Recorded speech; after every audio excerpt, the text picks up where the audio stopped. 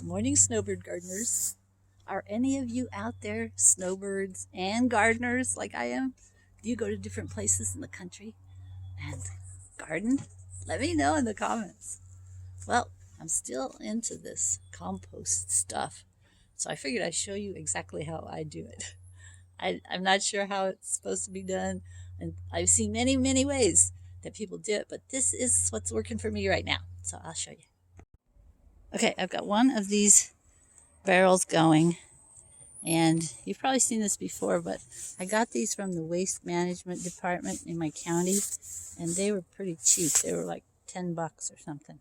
You could also get them at Lowe's or Home Depot for $35, but the county, at least the county I live in, they're encouraging people to compost. So here's how I do it.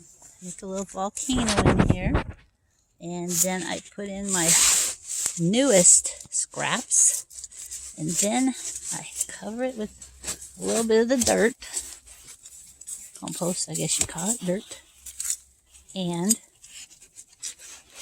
then I'm going to put a little bit of dried leaves on top of that. My goal is to use about the same amount of dried leaves as I used kitchen scraps. So far that's been working, at least in this climate.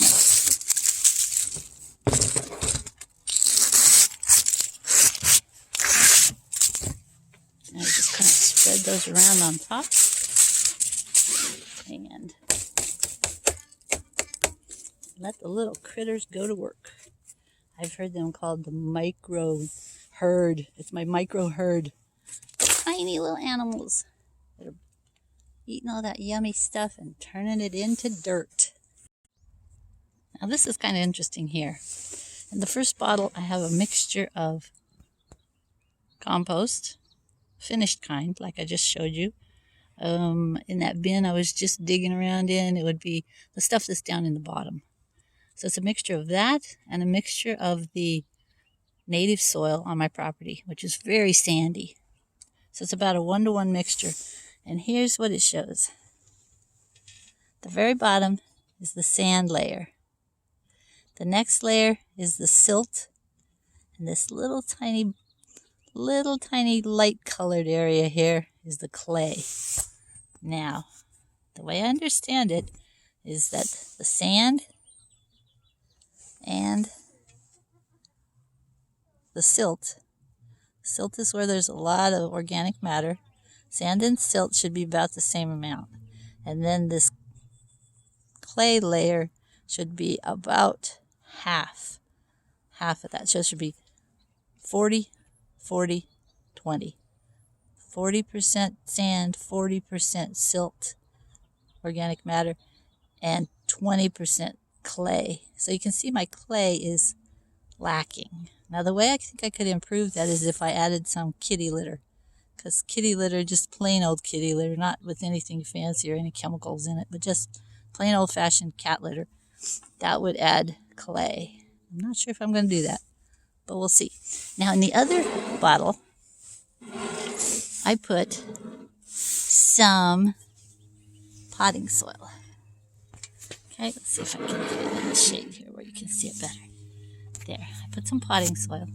And this has a tiny little layer of sand in the bottom. I don't even know if you can see it. Tiny little layer. And then it has some organic matter. And it doesn't have any clay at all. And then it has all this stuff up here that floats. The perlite, the plant material that's not broken down. That stuff all floats. So what this shows me is that if I were to mix my native soil with my compost and a little bit of kitty litter, I would have what they call almost perfect soil, which is kind of interesting. That was my goal when I started out about 2.5 years ago, is that I wanted to create my own soil. I'm getting close. Another project I have going on in here is a mixture of some water and just clippings that come off of like the pea plants whenever I am harvesting some pea pods. This is a little bit of grass weeds that have been starting to grow around on the property. And I just stir that up and I wait until it kind of almost starts to smell stinky. Right now, it still smells pretty good. It smells like grass tea or some kind of yummy kind of tea. But I'm going to let that keep on decomposing because, also it has little pieces of the lentil plants. Whenever I trim the lentil plants, I will put that in there too, and that has a lot of nutrients. I know lentils have a lot of nitrogen. For example, in this bucket, I have a sprouting broccoli, which is, I could almost get ready to eat these tops. And I have a lentil plant that's doing really well. But when it starts growing toward the broccoli and bumping into the broccoli, then I trim the lentil back. Because I'm not really trying to grow lentils to eat. The reason is because I hear that even if you get a bunch of pods, each pod only has about 2 seeds. So it takes like a whole field of lentils to get anything you can actually cook or eat. So that's where I get the lentils for my grass tea. Well, hi, buddy. What's happening, brother? Get ready for a good snooze. He's such a good boy. I'm going to get everybody in the stroller, and we're going to go take a morning walk.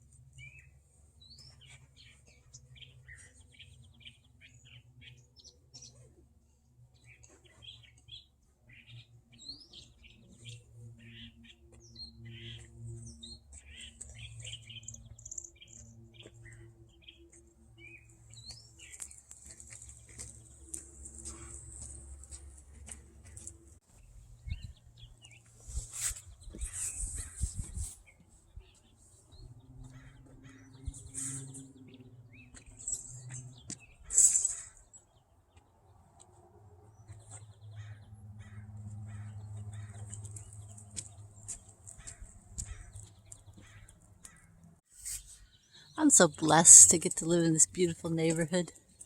Look at these huge trees. That's why there's so many birds.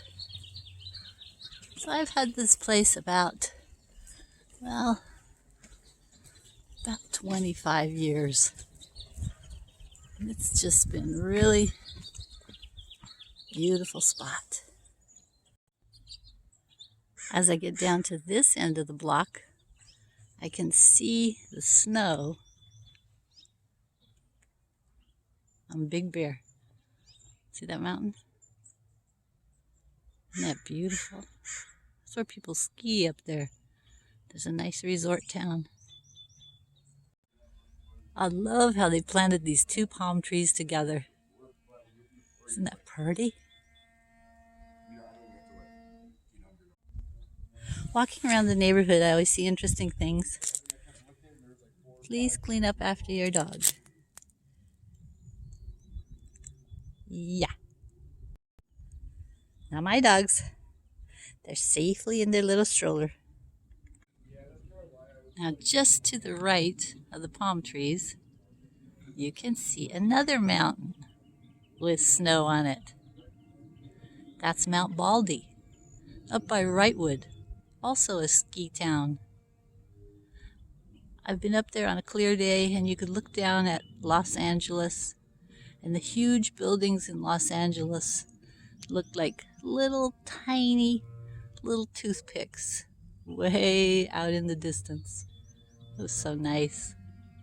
So this is quite a clear day for us in Southern California.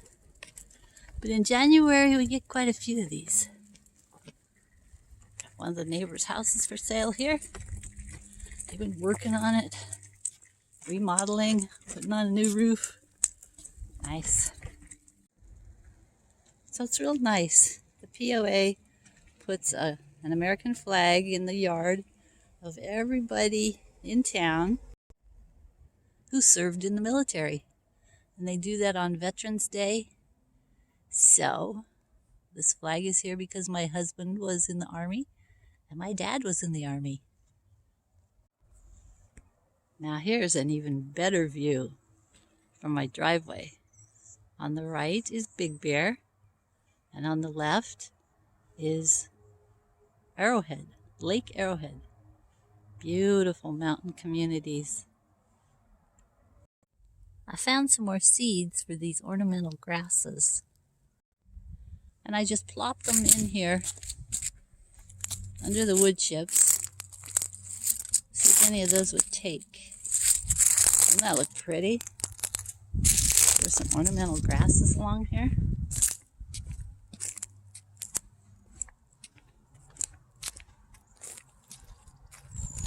All these wood chips. Certain places it's really deep. So maybe some will grow.